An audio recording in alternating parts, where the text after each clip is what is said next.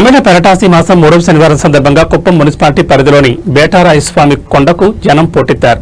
Kuppam municipality పరిధిలోని బేటారాయస్వామి కొండపై కొలువున్న శ్రీ బేటారాయస్వామి వారిని దర్శించుకోవడానికి తమిళ పెరటాసి మాసం 3వ శనివారం సందర్భంగా కుప్పం ప్రాంతం ప్రజలే కాకుండా సరిహద్దు ప్రాంతాలైన తమిళనాడు, కర్ణాటక నుంచి ప్రతి సంవత్సరం భారీ సంఖ్యలో భక్తులు రావడం జరుగుతుంది. ఈ సందర్భంగా ఆలయ ప్రధాన అర్చకులు ప్రతాప్ సింహ మాట్లాడుతూ ప్రతి సంవత్సరం ఆవరణలో బేటారాయస్వామి కొండ దిగువన టీటీడీ ఆధ్వర్యంలో శ్రీ వెంకటేశ్వర స్వామి కళ్యాణాన్ని అంగరంగ వైభవంగా నిర్వహించడం జరుగుతుందని తెలిపారు. టీటీడీ వేద పండితుల మంత్రోచ్చారణల మధ్య స్వామి అమ్మవార్లకు ప్రత్యేక పూజలు నిర్వహించిన అనంతరం కమనీయంగా కళ్యాణ మహోత్సవాన్ని జరిపించారు. స్వామివారి కళ్యాణాన్ని చూడడానికి వేల సంఖ్యలో భక్తులు తరలివచ్చారు. భక్తులకు అన్నదాన కార్యక్రమం చేపట్టారు. ప్రభుత్వ whip Kancharla Srikanth, RTC vice chairman Muniratnam, TTD board member Shantaram మరియు టీడీపీ ముఖ్య నేతలు కళ్యాణ మహోత్సవంలో పాల్గొన్నారు.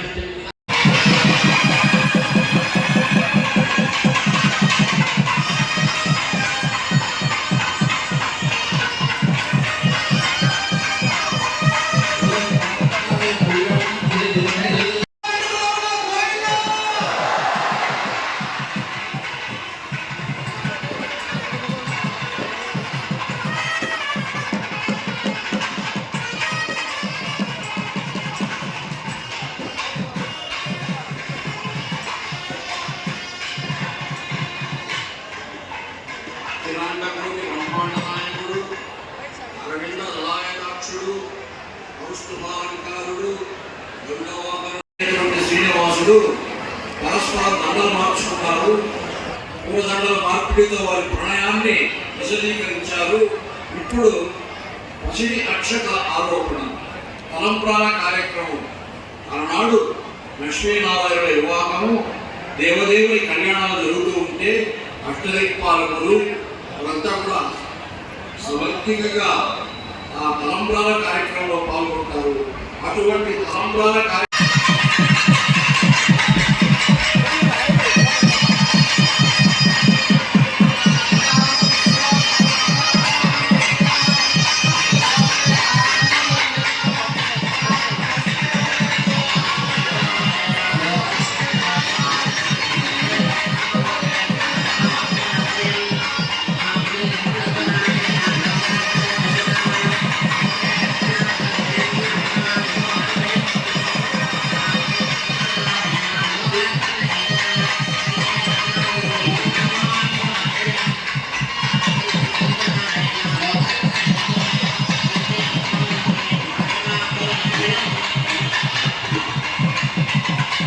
శ్రీనివాస కళ్యాణం జరిగింది.